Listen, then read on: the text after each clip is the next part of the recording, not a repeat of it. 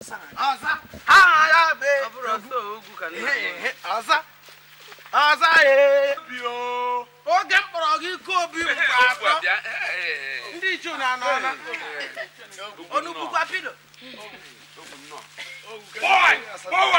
Ebichire ọzọ. Awo ya. Ika dị n'obi. Nne elega anya na ahụ monkey.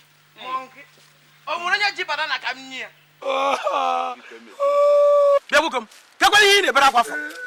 Hey! Ike dị n'obi. Ma ka onye kpọtara onye ebe a. Onu kwakwa asọsi ebe a pụọ. Gbasa ebe a pụọ. Ọrụ m osi ebe a pụọ. Mụ anabazi.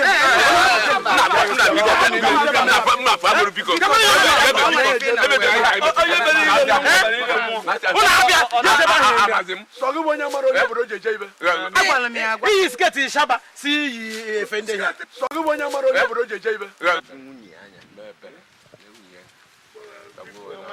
Negodi nwaanyị lụrụ.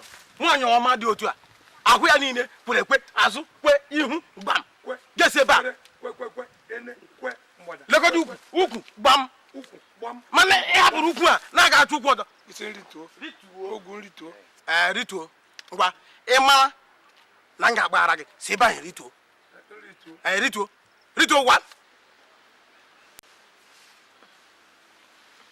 Ọ bụrụ gị ga-ewe ogwu.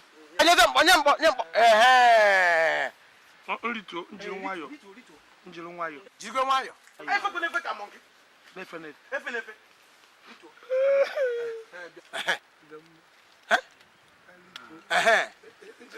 Jeze ka kacha.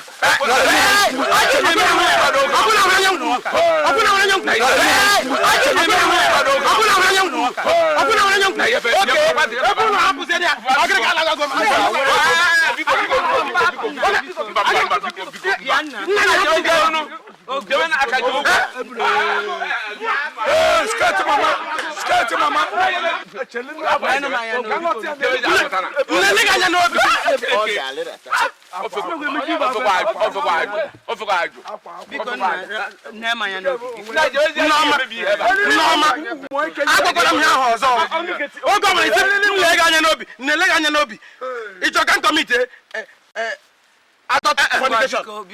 Adult fornication. Agụba nsị nle gị anya n'obi. Ngwa lọtụ achụpụgo m ya. Nwoke ọma. Ikobi makwasị iwe fine man. Very beautiful man. In fact, ewu Mr. Umuabale. Yes, a fine man. Rituo. Nwoke ọma. Nwoke dị ụtọ. Aha ga-abụkwa gị mọ nke nọ. Ọnụ onye kpara agwa mọ nke. Ngwa rituo. Ịgadagada. Jiri nwayọ nwoke ọma. Hai! Ịgbata. Igide. Ịgba. Rọpụ madam harapụ ya ka rapụzi ya. Agbara onwekwere ihe ọjọọ i mere m. Ihe m gwara gị si akpụkpọ na agwa ọjọọ gwụtara ihe m gwara gị.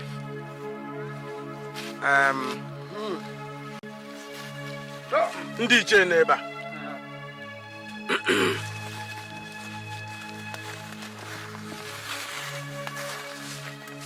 Asọ onye mee ihe ọjọọ ma kwupụtakwa ihe ọjọọ mere ekwesịrị ịgbaghara ya n'ihi na even Chineke nọ n'eluigwe ọ na-agwa ime ihe ọjọọ rịọ ya ya agbaghara anyị. Alụmabalị ike dị n'obi arịọla mgbaghara ya otu o ji rịọkwa mgbaghara ya ka anyị na-eji sachapụ agwa ọjọọ niile ọ kpara anyị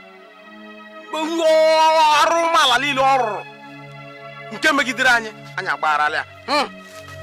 Alụmabalị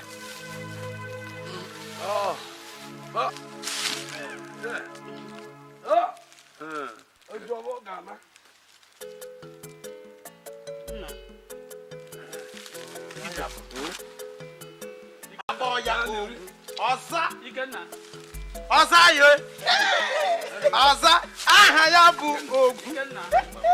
Onye iberibe ibe m ọkwa igwe sọ chọrọ iji isi anyị were gharie ahịa. magana hayam. Hey, Papa yika. hayam. Mba magana hayam. Tike. Hayam, hey. Mba magana Hayam. Kipokoro diso. Hayam. Mba magana Hayam. Una. Hey. Ojo afogana. Oya, tabuna. Una.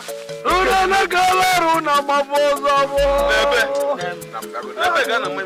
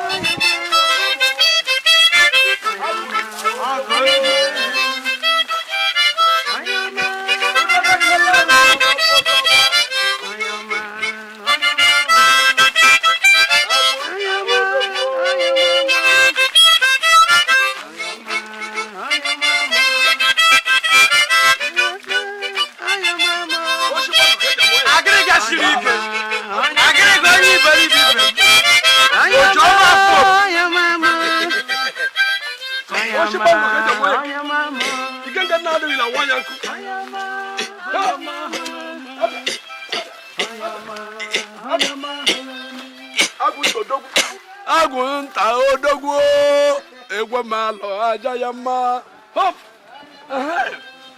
mmazini kokoro wa manu kushi aka mike nwa ba gunto bero je jibe ha